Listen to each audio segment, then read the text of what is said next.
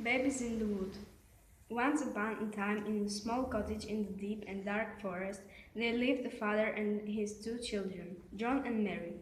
Trees, birds, and squirrels they were their neighbors. One day, Mary and John went to pick strawberries. There were many of them everywhere. So it's a short time they have a full jug. We don't need any more. Now we can play a bit, Mary said. Yes, we could play hide and seek. Go and hide, Mary, John said. They played for a very long time. They didn't notice that they were no longer in the clearing where they had picked strawberries. John, where are we? Mary was scared. I'm afraid and I'm hungry, she said and cried. Don't be afraid. Look, there's a little star up there. Twinkle, twinkle, little star, how I wonder what you are. Up above the world so high, like a diamond in the sky.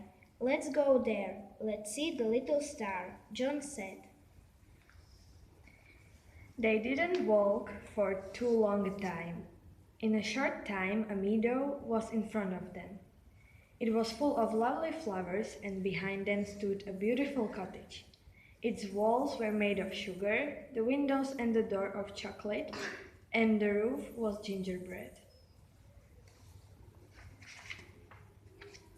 Not only Mary was hungry, but John was too. They hurried to the cottage.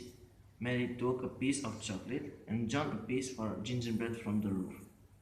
All of a sudden, an ugly old witch looked out. Was eating my cottage, she asked, full of anger. Both children were frightened. John climbed onto the roof, Mary hid behind the door. The children were silent for a moment, but then John on the roof sneezed.